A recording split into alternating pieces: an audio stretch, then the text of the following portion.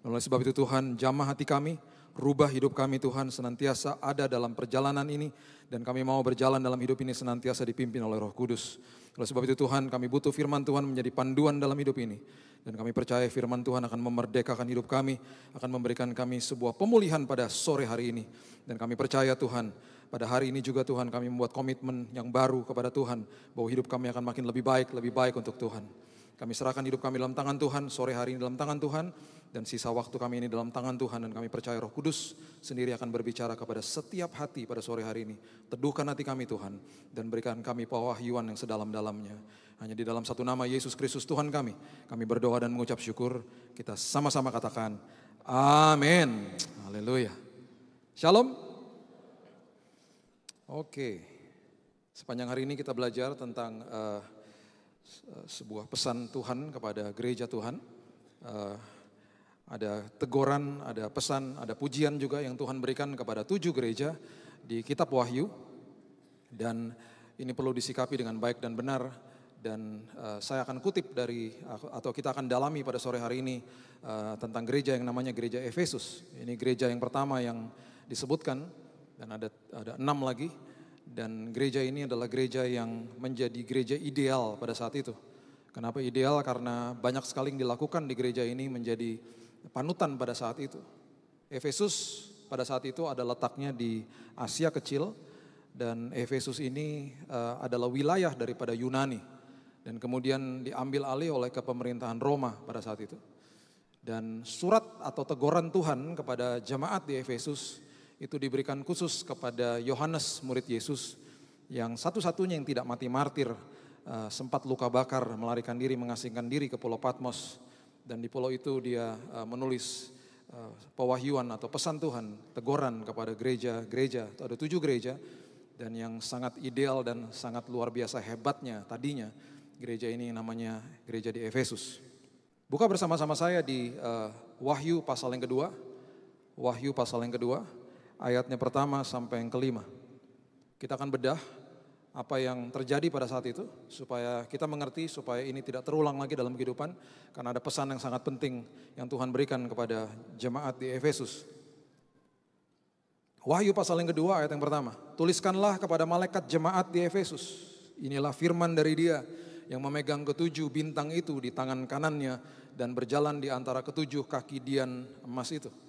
Perhatikan ayat 2. Aku tahu segala pekerjaanmu. Ini adalah sesuatu yang pernah dilakukan oleh gereja itu. Baik jeripayahmu maupun ketekunanmu. Aku tahu bahwa engkau tidak dapat sabar terhadap orang-orang jahat. Mereka adalah gereja yang sama sekali tidak kompromi. Bahwa engkau telah mencobai mereka yang menyebut dirinya rasul. Mencoba itu maksudnya menguji gitu ya. Tetapi yang sebenarnya tidak demikian, bahwa engkau telah mendapati mereka pendusta. Mereka punya discernment spirit yang bisa membedakan mana yang salah, mana yang benar. Ayat 3, dan engkau tetap sabar dan menderita oleh karena namaku. Mereka tekun di dalam penderitaan mereka, di dalam aniaya dan lain sebagainya. Dan engkau tidak mengenal lelah. What a ideal church. Gereja yang sangat ideal pada saat itu. Perhatikan ayat 4. Namun demikian, aku Tuhan mencela engkau. Mencela itu artinya despise. I despise you. Ada 2 kata yang sangat berat dalam firman Tuhan yang diucapkan oleh Tuhan. Yang pertama diucapkan oleh Yesus di perjanjian baru, yang merupakan kata celakalah. Celakalah di downgrade dari kata sebenarnya artinya mati saja kamu. Wow, bahasa Inggrisnya wow. Itu diucapkan kepada orang Farisi yang sering menghakimi. Dan bobot kata yang juga berat yang Tuhan katakan ada di ayat ini. Aku mencela engkau. I despise you. Karena engkau, perhatikan kalimat ini, telah meninggalkan kasihmu yang semula. Wow. Aku mencela engkau karena engkau meninggalkan kasih mula-mula. Ayat yang kelima dikatakan, sebab itu ingatlah betapa dalamnya engkau telah jatuh. Ini akibatnya kalau engkau meninggalkan kasih mula-mula. Dan perhatikan kalimat ini, bertobatlah dan lakukan lagi apa yang semula engkau lakukan. Lakukan lagi apa yang semula engkau lakukan. Go back to the first love. Kembali ke dalam kasih mula-mula. Itu maksudnya. Jika tidak demikian, aku akan datang kepadamu dan aku akan mengambil kaki dianmu dari tempatnya jikalau engkau tidak bertobat. Dengan kata lain, kaki Dian diangkat itu berarti kemuliaan Tuhan hilang dari gereja itu. Berarti rancangan rencana Tuhan hilang dari kehidupan itu. Matius 25 mengatakan ketika talenta satu tidak dikelola dengan baik, talenta itu diambil, dipindahkan kepada orang yang bisa mengelola. Karena kerajaan surga selalu mencari partner untuk bekerja sama dan menjadi pengelola yang hebat. Ketika engkau tidak kembali ke dalam kasih mula-mula, kaki Dian itu aku angkat. Kemuliaan itu tidak ada lagi padamu. Rencana dan rancanganku yang begitu dahsyat atas hidupmu, terangkat dari hidupmu. Go back to the first love. Kenapa itu begitu penting? Kenapa itu begitu luar biasa? Tadi kita sudah baca di ayat yang kedua dan ketiga, gereja itu tadinya dahsyat. Ada kandungan-kandungan di dalam ayat ini yang sangat luar biasa ketika manusia berjalan di dalam kasih mula-mula. Saya akan berikan judul 6P atau 6 P's. Huruf P. Yang saya akan berikan judulnya dalam bahasa Inggris saja supaya saudara mengerti karena ini ada hubungannya dengan ayat ini. P yang pertama adalah passion. Orang yang ada di dalam kasih mula-mula pasti ada passion atau gairah yang luar biasa. Dan passion atau gairah itu adalah sesuatu yang mendorong manusia sehingga ketika manusia mengalami kasih mula-mula, dia melakukan hal-hal yang luar biasa. Kenapa luar biasa? Karena kasih mula-mula selalu memperhatikan dan kemudian mendahulukan kepentingan pihak kedua. Selalu begitu. Baik itu terhadap manusia atau terhadap Tuhan. Selalu yang dipentingkan pihak kedua. Itu bobot atau itu kehebatan daripada kasih mula-mula. Makanya mereka gak kompromi. Makanya mereka begitu cakap, begitu luar biasa. Semuanya untuk Tuhan. Begitu juga ketika kita jatuh cinta kepada seseorang. Semuanya untuk orang itu. Siapa yang pernah jatuh cinta di tempat ini? Angkat tangan sama-sama saya yuk. 1, 2, 3. Makasih Tuhan yang gak angkat tangan. Ampuni mereka karena mereka pendusta besar Tuhan. Gak mungkin gak jatuh cinta.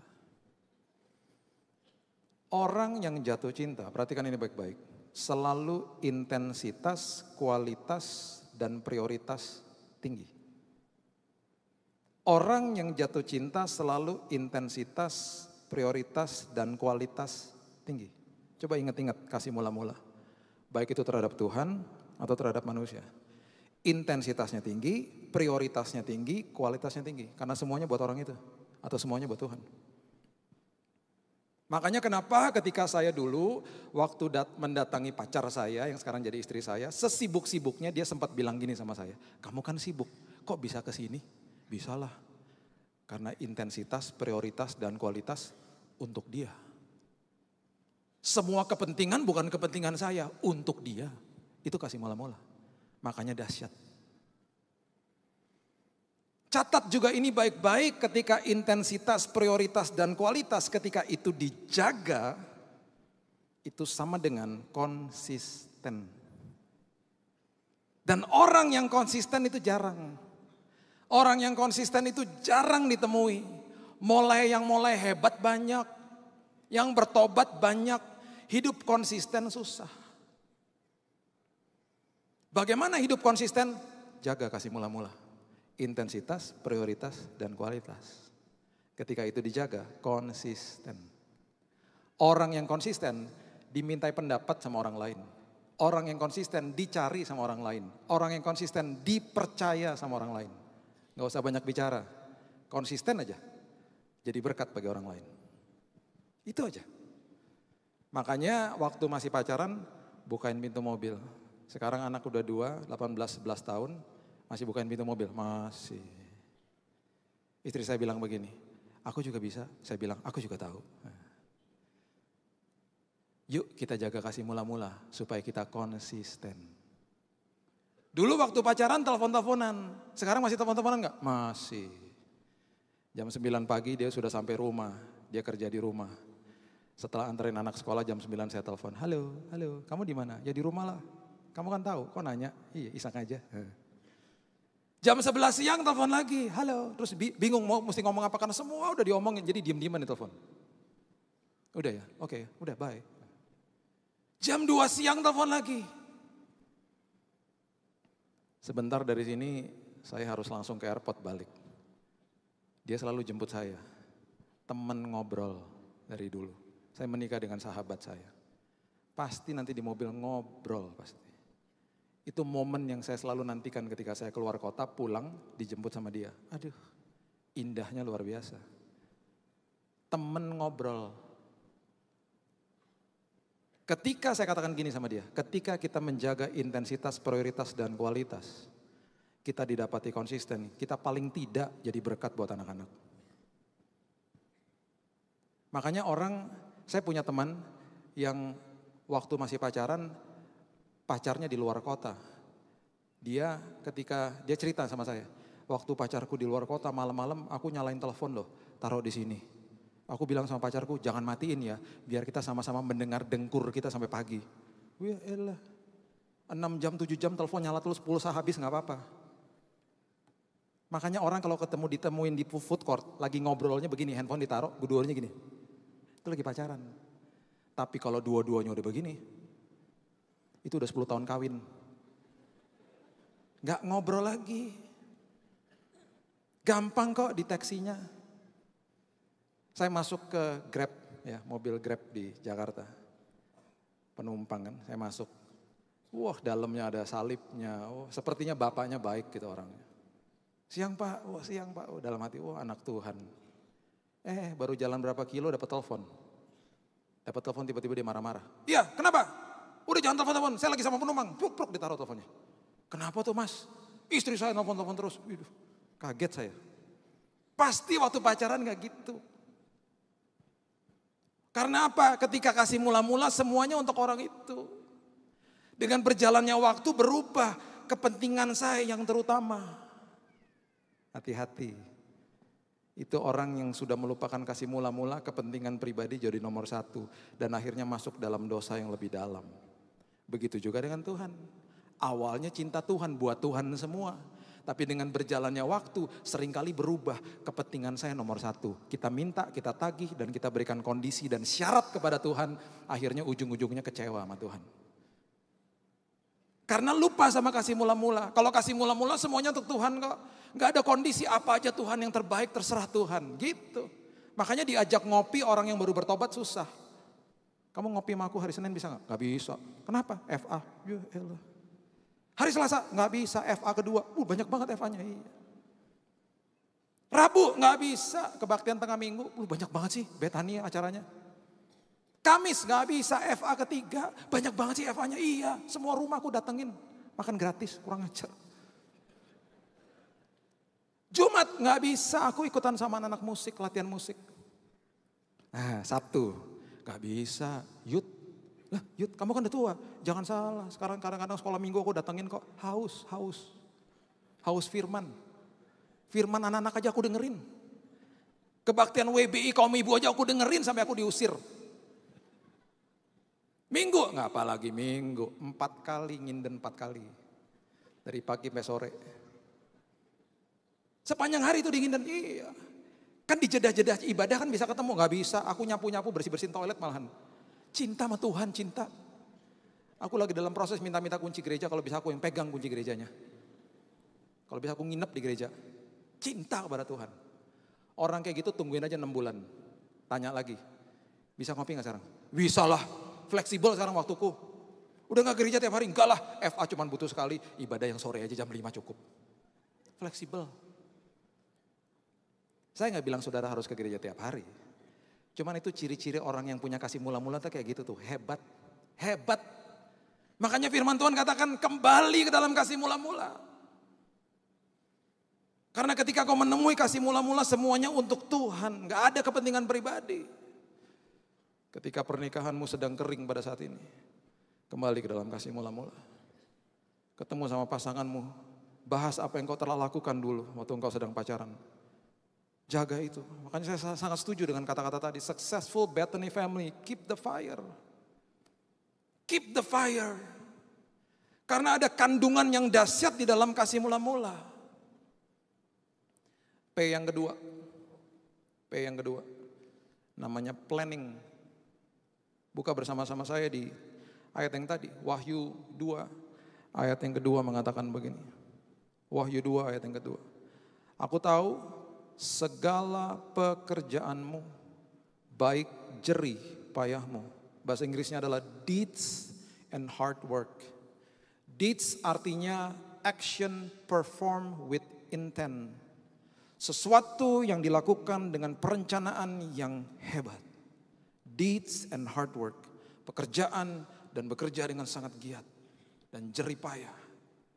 Planning. Kenapa planning? Kenapa perencanaan itu penting dalam kehidupan? Penting. Karena kalau enggak manusia enggak bergerak-bergerak. Manusia cuma nge-flow aja, ikut aja lah Tuhan mau bilang apa. Enggak gitu. Tuhan mau kita gerak kok. Dan di dalam pergerakan itu baru Tuhan kemudian tentukan arah-arahnya. Amsal pasal yang ke-16 ayat yang pertama mengatakan begini. Tuhan gak mau saudara malas. Amsal 16 ayat pertama, manusia dapat menimbang-nimbang dalam hati. Tetapi jawaban lidah berasal daripada Tuhan. Ayat yang ketiga, serahkanlah perbuatanmu kepada Tuhan. Serahkan your work, bahasa Inggrisnya. Your deeds, your action.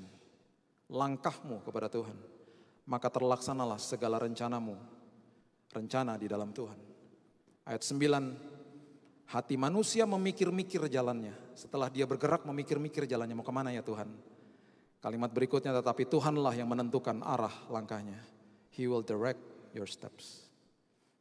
Waktu saya masih kecil saya punya foto di sebuah kapal namanya kapal Logos. Kapal penginjilan yang berlabuh di Tanjung Priok.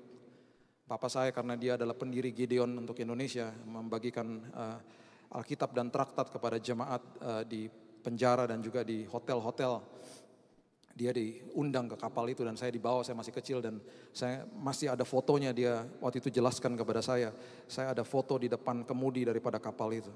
Dan saya katanya sering nangis kalau diajak pulang karena saya suka sekali dengan kemudi kapal itu. Saya mungkin berpikir pada saat itu ini kapal sedang bergerak ke kanan dan ke kiri.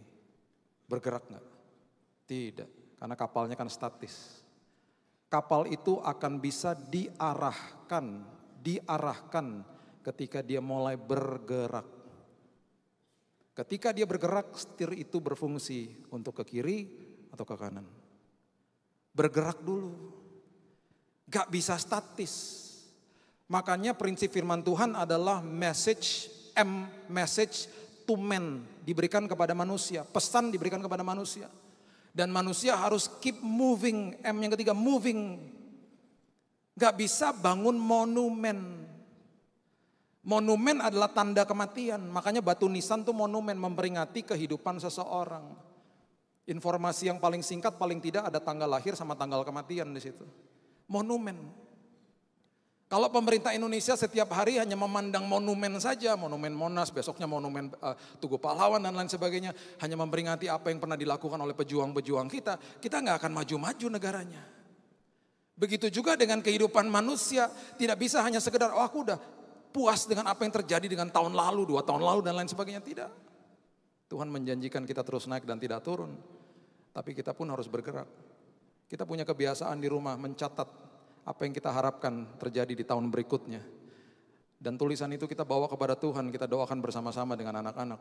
Apa sih harapan yang buat tahun depan? Apa sih yang bisa kita perbaiki untuk tahun depan? Dan kita mulai bergerak ke arah situ. Seperti kapal saja, Tuhan. Kita mau ke sini Tuhan, kita mau melakukan ini Tuhan. Tuhan taruh dalam hatiku, Tuhan apakah ini benar dan lain sebagainya. Mulai bergerak, planning. Jemaat di Efesus adalah jemaat yang seperti itu. Dan mereka menemui P yang ketiga, purpose.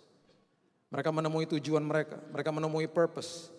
Deeds and hard work. Mereka menemui purpose. Purpose adalah tujuan hidup. Dan tujuan hidup itu selalu dahsyat dan Tuhan selalu adil. Dan prinsip firman Tuhan adalah selalu dia menciptakan masa depan saudara, kemudian dia backtrack dan dia kemudian ciptakan saudara, ditenun di dalam rahim ibu saudara. Masa depannya sudah dikasih, kemudian saudara diciptakan. Purpose-nya sudah ada, tujuan hidupnya sudah diciptakan, kemudian saudara diciptakan, didesain oleh Tuhan. Dan dia juga Allah yang adil, dia berikan saudara dan saya modal supaya kita bisa sampai ke tujuan purpose hidup itu dengan baik dan benar. Seperti mobil kalau mau pergi ke sebuah kota, perjalanan jauh modalnya harus ada bensin, harus ada ban yang ada angin yang baik, mesinnya harus diservis dan lain sebagainya. Tuhan berikan apa kepada manusia? Tuhan berikan kreativitas, kepribadian, karunia, talenta. Tuhan berikan dalam hidup manusia. Untuk sampai ke tujuan itu. Makanya di dalam kehidupan setiap orang Tuhan sudah memberikan modal yang luar biasa ketika Tuhan menciptakan burung, ditugaskan purpose-nya untuk terbang. Kemudian di dalam burung itu di built-in flight namanya, sistem penerbangan yang hebat. Makanya ketika main-main ke pabriknya Boeing, saya ini suka dengan pesawat. Saya punya 250 pesawat. Mainannya jangan kaget. Kaya banget nih orangnya, bukan benerannya ya, mainannya kecil-kecil. Tadi Nesa kasih saya pesawat yang sudah jarang. Saya koleksi pesawat-pesawat Indonesia yang sudah langka, yang tua-tua gitu ya. Diecast ya maksudnya, skala 1/400 segini-segini. Nah, saya main-main ke pabriknya Boeing, nanya sama orang engineer di sana. Setelah tour masuk ke pabriknya. Gimana cara buat pesawat? How do you build a plane? Oh, kita purpose-nya kita tulis dulu. Kita brainstorm, kita tulis tujuan pesawat ini untuk apa. Bisa tahan ini, bisa tahan itu. Untuk penerbangan jarak sekian, kemudian harus hemat bensin berapa persen dari pesawat yang terdahulu yang sudah pernah dibangun. Dengan purpose itu, dengan tujuan itu baru kita masuk ke drawing board. Baru kita kemudian baru desain pesawatnya. Saya teringat dengan sistem kerajaan surga. Oh memang begitu ya Tuhan. Pencipta kita adalah pencipta yang agung sampai-sampai kehidupan roda, kehidupan manusia pun akhirnya harus begitu. Diberikan masa depan purpose-nya, baru kemudian manusia dibuild. Makanya kenapa saudara dan saya tidak salah. Kita lahir di keluarga yang tidak pernah salah. Tuhan sudah tentukan dari awal yang terbaik bagi saudara dan saya. Makanya kenapa paling tidak kita bisa mendeteksi apapun kehebatan yang Tuhan berikan dalam hidup ini. Paling tidak dari beberapa hal-hal yang kita pelajari lah dalam hidup ini. Ada contohnya misalnya tes kepribadian. Itu aja saudara bisa menemui bahwa setiap orang itu beda-beda. Ada yang dominan, intim, stabil, cermat dan lain sebagainya. Istri saya pernah ambil tes itu, dia dideteksi intim. Orang intim itu punya kelemahan. Semua personality traits ini, semua kepribadian ini punya kelemahan dan kelebihan. Orang intim kelemahannya apa? Dia bisa buat janji kepada 3 orang dalam waktu yang bersamaan loh. Kalau dia belum dewasa ya. Jam 8 kamu nonton sama aku, bisa? Nonton Avengers yuk. Jam 8 ya. Oke. Teman kedua datang. Jam 8 ke mall sama aku, bisa? Ke mall. Jalan-jalan di mall. Bisa. Orang ketiga loh datang. Teman ketiga. Nanti malam ke rumahku aku buatin makanannya. Bisa gak jam 8? Bisa deh. Gitu. Dibisain loh 3-3-nya. Karena orang intim. Susah bilang tidak. Semua diayain karena seru bagi dia. Nanti jam 8 dia kebingungan sendiri. Dia bilang ini, aku pergi nonton aja. Temen yang ngajakin ke mall marah-marah, temen yang ngajakin ke rumahnya marah-marah. Aku udah masakin kenapa gak datang sih? Gimana sih kamu kalau janji? Orang intim jawabannya sederhana dan singkat. Gitu aja marah. Temannya gak bisa marah. Itu orang intim. Orang intim kalau masuk ke dalam sebuah ruangan banyak temannya. Dan ditunggu-tunggu kedatangannya. Karena seru, rame orangnya. Orang intim kelemahannya juga pelupa. Istri saya sudah kehilangan handphone 5 kali di toilet. Tangisan pertama, tangisan kedua saya masih belum mengerti. Tangisan ketiga, keempat, kelima baru nangis, hilang di mana handphonenya. Kok kamu tahu sih? Ya iyalah tuh tangisan handphone hilang itu kalau gitu. Tapi belajar makin dewasa tuh. Orang intim, tujuan hidupnya gak jauh-jauh. Biasanya paling hebat apa? People person. Suka berhubungan dengan orang lain. Hebatnya biasanya di mana sih? Bidangnya sales, marketing. Wah hebat. Kalau jadi agen asuransi, target ketutup terus pasti. Orang suka ngelihat orang intim. Nah orang intim disuruh jadi akuntan, mati duduk dia. Ngeliatin angka di komputer, mati duduk dia. Makanya kenapa ketika masuk ke yayasan kami ada tes itu juga. Supaya mengerti ini orang tepat gak sih di posisinya. Saya ini dideteksi stabil cermat. Kelemahannya apa? Kurang fleksibel, kaku. Kebanyakan planning. Planning terus gak jadi-jadi misalnya. Istri saya bilang gini, kamu tuh fleksibel dikit dong. Jadi dari hal ini saja akhirnya kita belajar mengerti, belajar mengampuni, belajar submission, belajar menerima satu sama yang lain. Karena setiap orang punya kehebatan masing-masing. Jangan kubur mimpi anakmu, saudara. Semua profesi yang Tuhan berikan itu dari surga adanya.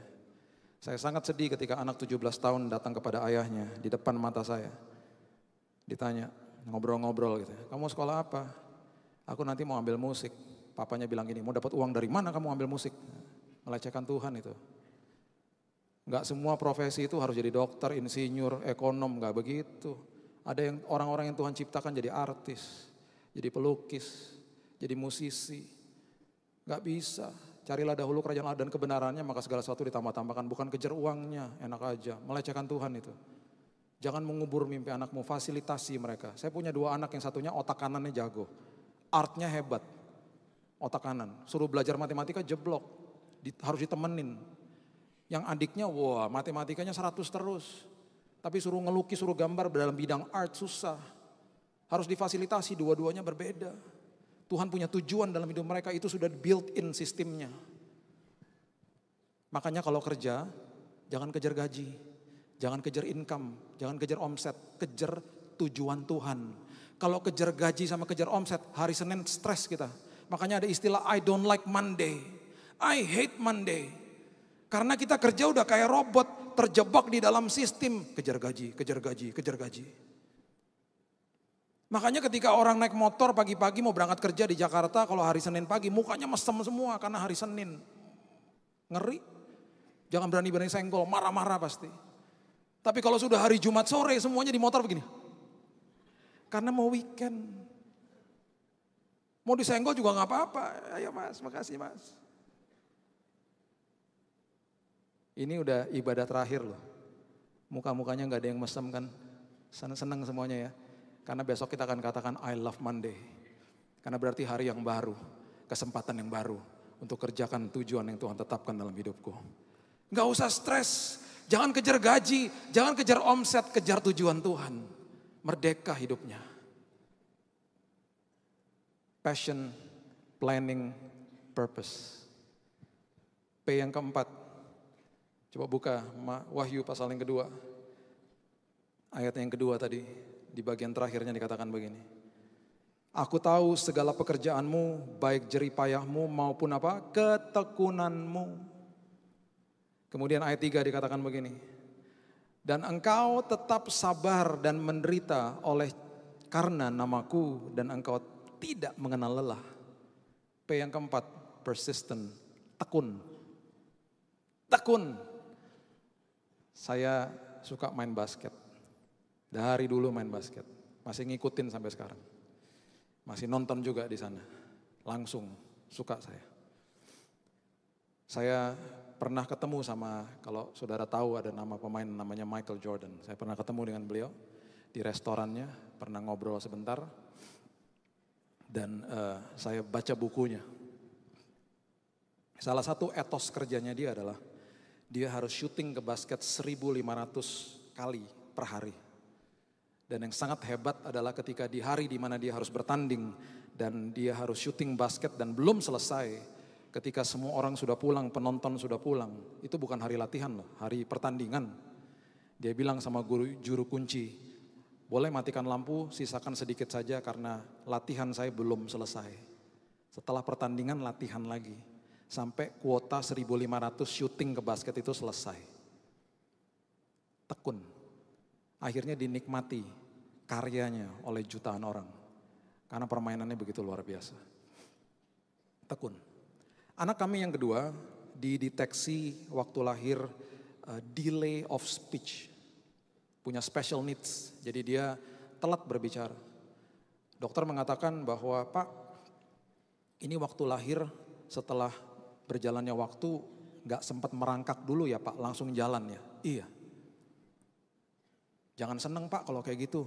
Karena ada kemungkinan itu ada saraf balancing di belakangnya yang gak begitu berfungsi dengan baik, kata dokter. Jadi itu yang mempengaruhi dia akhirnya telat bicara.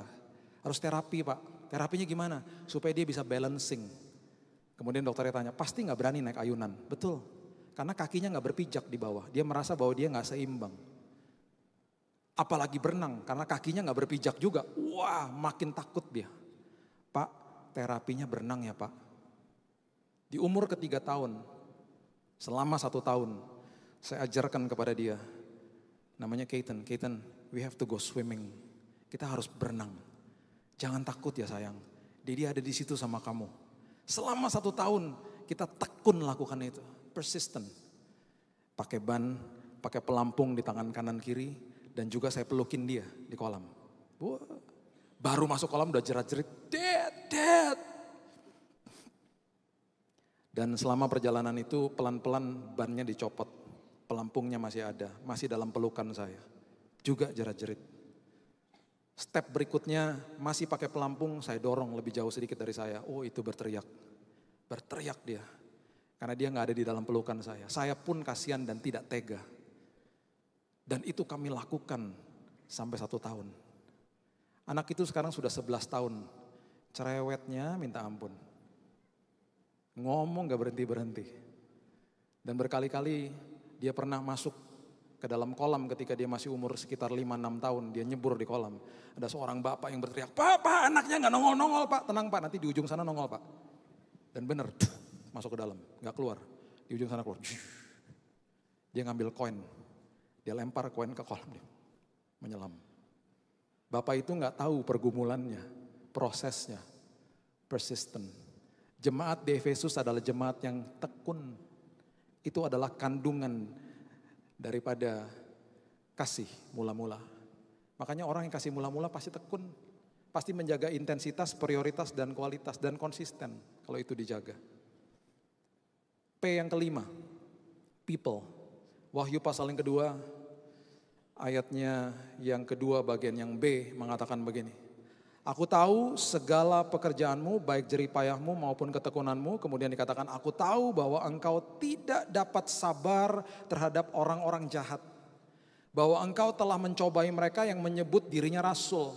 Tetapi sebenarnya tidak demikian, bahwa engkau telah mendapati mereka pendusta. Mereka sangat cakap memilih orang-orang yang masuk dan dekat terhadap hidup mereka supaya mereka tidak dipengaruhi dengan pergaulan yang buruk. Amsal mengatakan bergaul dengan orang bijak menjadi bijak, berteman dengan orang bebal menjadi malang. Amsal mengatakan itu. Saya punya prinsip dalam hidup ini, punya layer-layer pertemanan.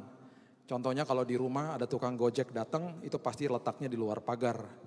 Ada orang-orang dari komunitas, dari RT yang datang, letaknya mereka boleh masuk rumah tapi di ruang tamu misalnya.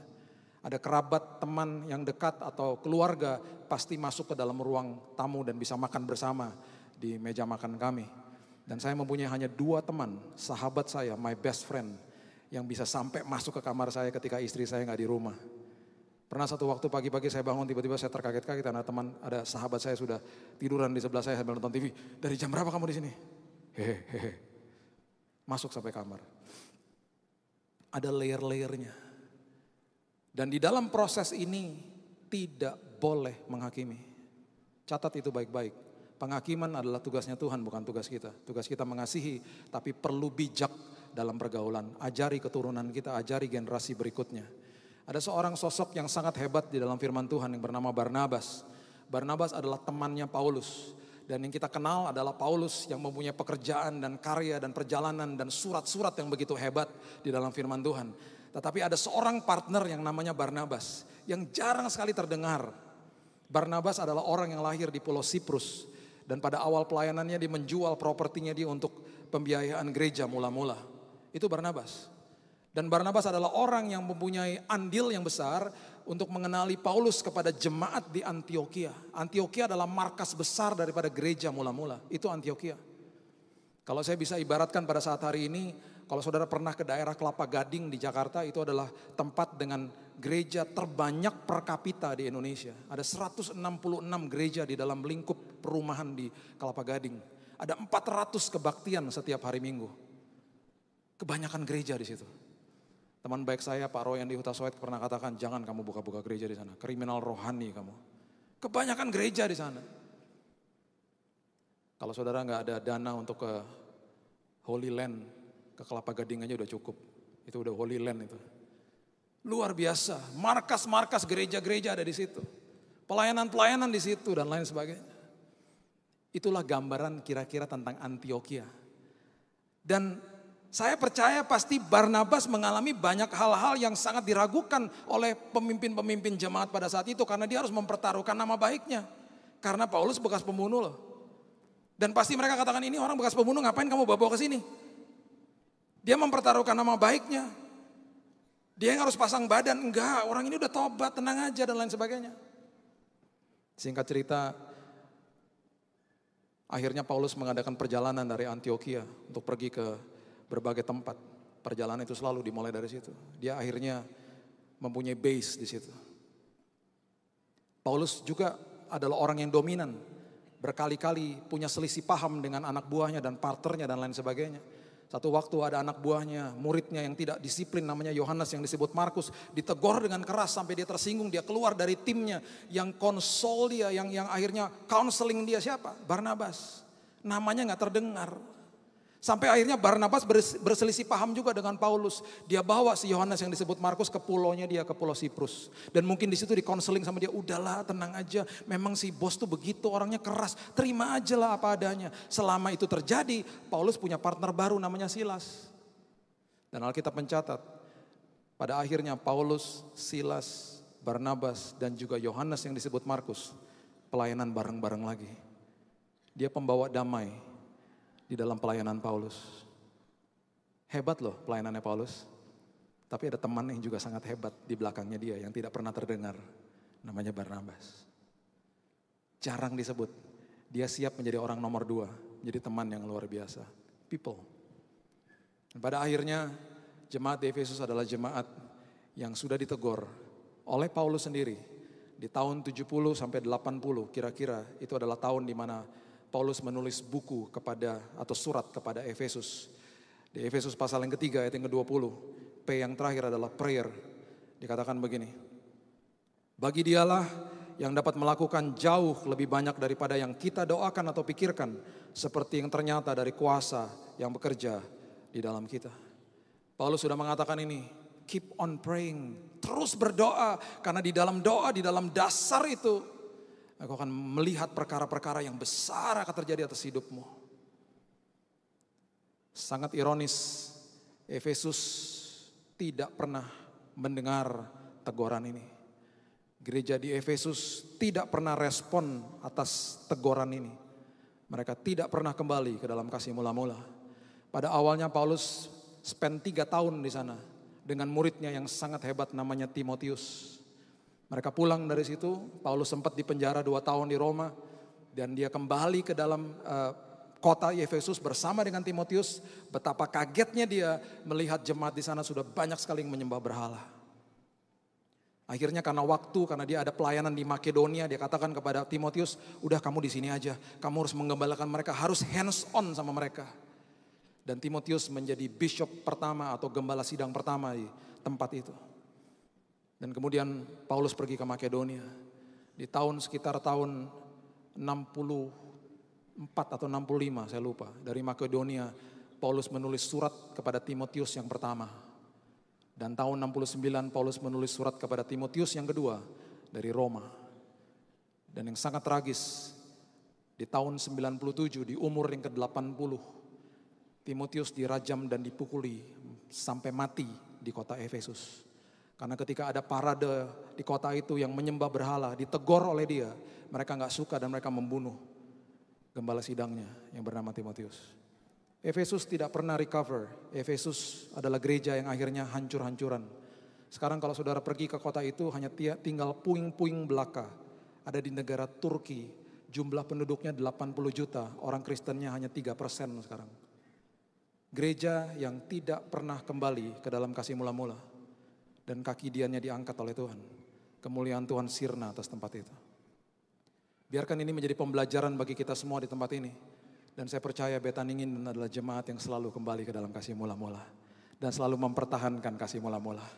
Dan saya percaya di dalam kasih mula-mula ada kandungan-kandungan yang hebat, yang luar biasa. Ada passion, ada planning, ada purpose, ada persistency. Kemudian ada people oriented dan prayer di dalam hidup saudara. Dan saya percaya kemuliaan Tuhan terus ada bersama-sama dengan saudara. Dan rancangan rencana Tuhan terjadi terus atas hidup saudara. Karena kembali ke dalam kasih mula-mula. Keluarga demi keluarga, diskusi lagi nanti kalau pulang. Kalau kasih mula-mula sudah hilang, kembali ke dalam kasih mula-mula. Pertahankan itu supaya kita didapati konsisten di dalam Tuhan. Mari kita berdoa saudara. Terima kasih Tuhan buat sore hari ini. Terima kasih Tuhan buat firman-Mu yang menegur kami. Terima kasih buat firman-Mu Tuhan yang memperingati kami. Dan kami percaya Tuhan ada pemulihan terjadi atas hidup kami. Karena kami percaya kami adalah jemaat yang senantiasa akan memegang penuh kasih mula-mula kami. Kalau kami sudah meninggalkan kasih mula-mula, pada sore hari ini kami akan kembali ke dalam kasih mula-mula. Kami akan respon akan firman ini. Supaya kemuliaan Tuhan, rancangan rencana Tuhan terus termanifestasi dalam hidup kami. Hamba-Mu berdoa Tuhan, firman ini menjadi rema kehidupan dalam setiap hidup kami. Dan akan banyak kesaksian keluar dari hidup kami. Karena kami mengandalkan Tuhan dan mengalami Tuhan dan hidup di dalam kasih mula-mula kami Tuhan. Menjaga passion, menjaga gairah kami Tuhan. Menjaga intensitas, kualitas dan prioritas. Dan kepentingannya adalah kepentingan Tuhan, bukan kepentingan kami Tuhan. Kami gak mau memberikan kondisi atau syarat kepada Tuhan. Kami lakukan semuanya dengan segenap hidup kami untuk Tuhan. Terima kasih Bapak, kalau ada keluarga-keluarga yang belum dipulihkan pada sore hari ini. Roh Kudus yang memulihkan, mengingatkan mereka, dan menjadikan mereka anak-anak Tuhan yang selalu taat dan kembali dan menjaga kasih mula-mula. Kami sudah menerima firman Tuhan, teduhkan hati kami Tuhan. Sebentar kami akan mengambil perjamuan. Kami percaya pemulihan terjadi terus atas hidup kami. Meteraikan firman ini sedalam-dalamnya. Hanya di dalam satu nama Yesus Kristus Tuhan kami. Kami sudah berdoa dan mengucap syukur. Kita sama-sama katakan